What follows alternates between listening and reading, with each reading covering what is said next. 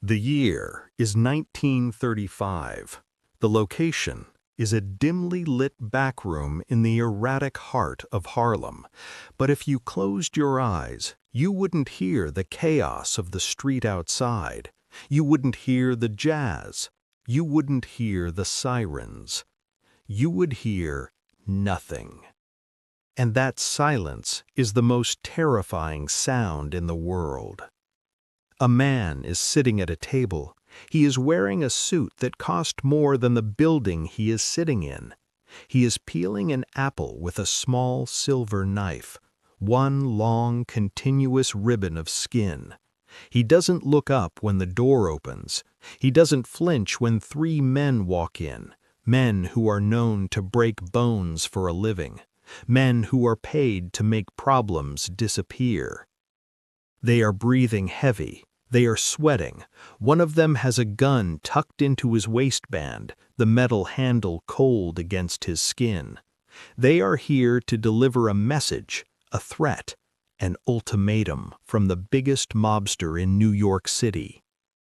The man at the table stops peeling. The apple skin falls to the floor, a wet, soft thud. He looks up. He doesn't blink. He doesn't speak. He just observes. It is the look of a man who isn't looking at three killers. It is the look of a man looking at three dead men who just haven't realized they've stopped breathing yet. The lead gunman opens his mouth to speak, to shout, to assert dominance, but the words catch in his throat. Because in that room, in that silence, he realizes a fundamental truth. They brought guns, but the man at the table brought something else entirely. He brought the inevitable. He places the knife on the table. The click echoes like a gunshot. If you're drawn to the untold power stories of Harlem and the men who ruled without noise, you're already in the right place. This is Bumpy Johnson Files. Subscribe and tell us in the comments where you're watching from and what time it is right now. History is a convenient lie. It is a story told by the victors, cleaned up for the textbooks, simplified for the movies. We like our gangsters loud. We like them screaming, shooting Tommy guns out of car windows, making speeches about honor. We like the version of the Harlem Godfather that we saw on TV, the one played by Forrest Whitaker, the one who was emotional, reactive, a man constantly fighting for his life. But that is not the man. That is a character. The man we are talking about today didn't just fight for his life. He designed the arena. The files on Ellsworth Bumpy Johnson don't just tell the story of a criminal. They tell the story of a geopolitical strategist who happened to operate on the streets of New York. The FBI files, the redacted police reports, the whispered oral histories of the old-timers on 125th Street, they all point to a different truth. They reveal a man who understood that true power isn't about how loud you can shout. It's about how quiet you can make everyone else. This story will change how you understand control. It will show you that while the Italian Mafia was playing checkers, Bumpy Johnson was playing three-dimensional chess, and he had already won the game before anyone else knew the pieces were on the board. But before he was a king, he was a target. To understand the monster, you have to understand the wound. Ellsworth Johnson wasn't born into royalty. He was born in Charleston, South Carolina in 1905, a black boy in the Jim Crow South, a dangerous place to have a brain that worked faster than everyone else's, a dangerous place to have pride. They called him Bumpy because of the deformation on the back of his head, a physical trait, a flaw, a reason for other children to mock him, a reason for adults to pity him.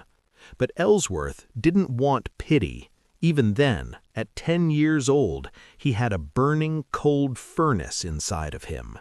Imagine the pressure of that environment. You are told every single day that you are less than, that you must step off the sidewalk, that you must lower your eyes. But Ellsworth couldn't lower his eyes. There is a story buried deep in the family lore of a confrontation when he was just a teenager. A white lynch mob was forming. The air was thick with humidity and hate. Most families hid. Most people ran. Ellsworth stood on his porch. He didn't have a weapon. He just stood there. His family feared for his life. They sent him north, not to save him from the mob, but to save the mob from him. They knew that if he stayed, he wouldn't just die, he would take the world down with him. He arrived in Harlem with nothing but a suitcase and that intellect, that terrifying, sharp intellect. He wanted to be a lawyer. Did you know that?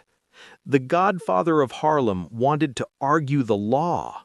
But the world in the 1920s didn't have room for a black attorney from the South. The doors were closed. The establishment was locked. So he found a different kind of court. He didn't start at the top. He started in the gutter. He learned the language of the street. He saw that crime in Harlem was unorganized, chaotic, predatory. It was small time, petty thieves. But Bumpy saw systems.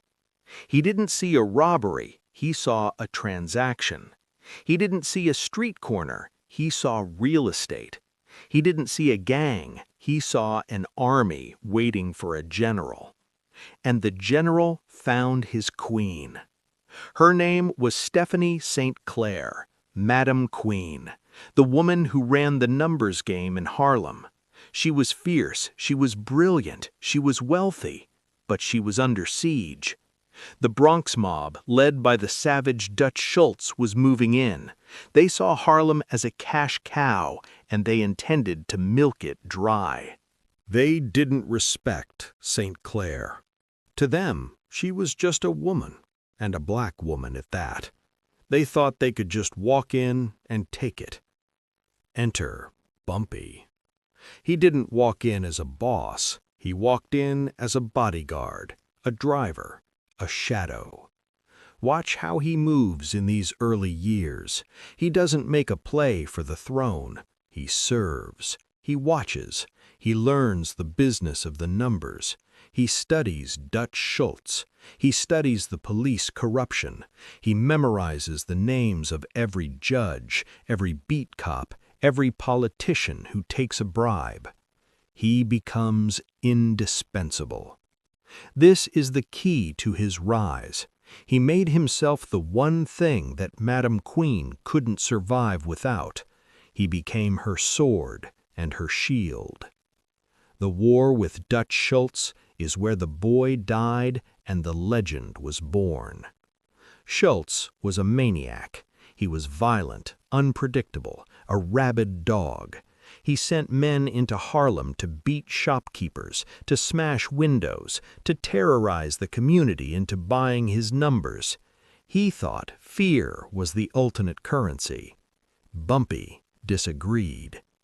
What he didn't know, what Schultz couldn't possibly comprehend, was that Bumpy wasn't fighting a gang war. He was fighting a war of attrition. Schultz sent 10 men. Bumpy didn't send 10 men back. He sent 1 man to find out where Schultz's men slept. Schultz bombed a storefront. Bumpy didn't bomb a storefront back. He found the man who made the bomb, and he had a quiet conversation with him. That man never made a bomb again. It was surgical. It was psychological. There is a moment documented in the shadowed corners of history where the violence reached a breaking point. Bodies were piling up. The police were getting heat from City Hall. The Italians were getting restless. Schultz put a contract on Bumpy's head. A massive price. He wanted him dead, public, and messy. This is where everything changed. Most men would go into hiding. Most men would surround themselves with an army. Bumpy went to a restaurant. He sat by the window. He ordered a meal. He let himself be seen. He was the bait. He sat there, chewing slowly, watching the street. He knew they were coming. He was counting on it. When the hitmen arrived, they didn't find a scared victim. They found a trap. Not a trap of guns, but a trap of geography. Bumpy had positioned his men on the rooftops, in the alleyways, in the sewers. He had turned the city block into a kill box. It was over in seconds. But Bumpy didn't kill them all. He left one alive. He walked over to the survivor, who was trembling on the pavement, expecting the final bullet. Bumpy leaned down. He didn't shout. He didn't curse. He spoke in that low, cultured voice, the voice of the lawyer he never got to be. "Tell Dutch," he said, "that the price of doing business in Harlem just went up." That decision would haunt the mob forever. Because Bumpy wasn't just defending turf, he was negotiating a treaty. He knew he couldn't kill the entire Italian Mafia. They were too big, too national. He had to make them respect him. He had to make them realize that fighting Bumpy Johnson was bad for business. And he did. When Dutch Schultz was eventually murdered, not by Bumpy, but by his own people because he was too wild, too dangerous, Bumpy was there to pick up the pieces. He negotiated with Lucky Luciano, the architect of the modern mafia. Luciano was a businessman. He looked at Bumpy and he saw a mirror image. He saw a man of reason. They made a deal. The Italians would stay out of the day-to-day in Harlem. The numbers would belong to Harlem. Bumpy would take a cut, the Italians would take a cut, and there would be peace. It was a victory that no one thought was possible. A black gangster in the 1930s dictating terms to the 5 families. It was unheard of. But Bumpy didn't celebrate. He went to work. For the next 30 years, he ruled. But he didn't rule like a tyrant. He ruled like a king. He paid people's rents. He bought turkeys for Thanksgiving. He paid for tuitions. He walked the streets without bodyguards, shaking hands, kissing babies. He became the Robin Hood of Harlem. But do not mistake this generosity for weakness. This was the most brilliant part of the trap. By buying the love of the people, he bought their silence.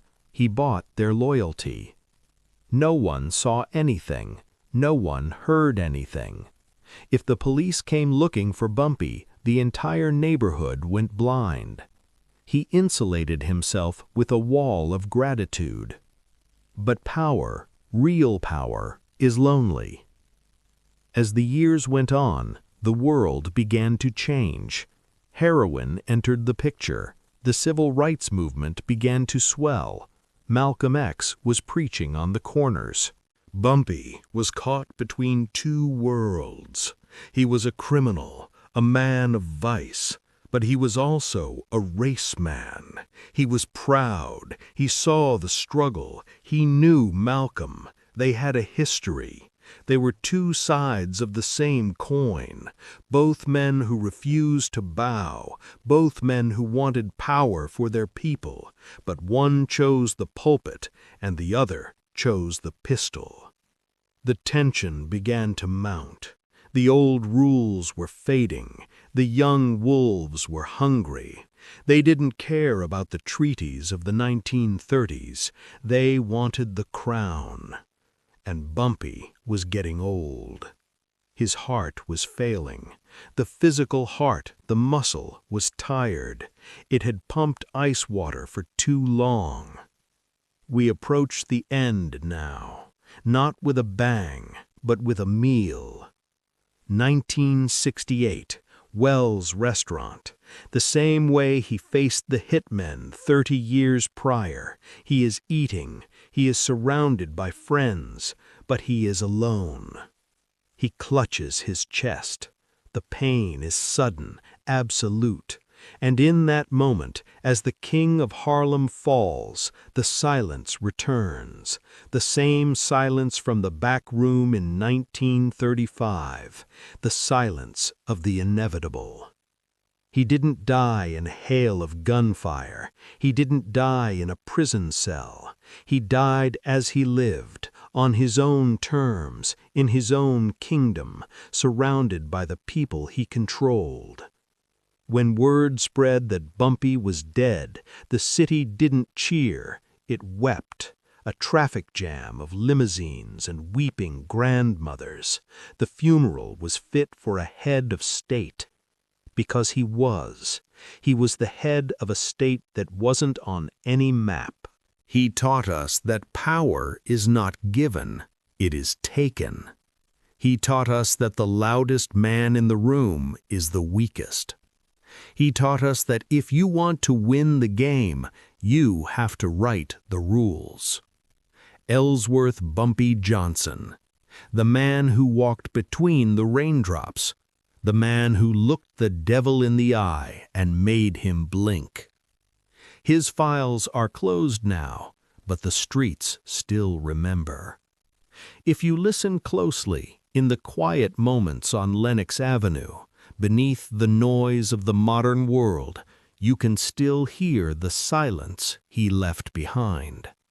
This is Bumpy Johnson Files. Subscribe for the stories history tried to bury.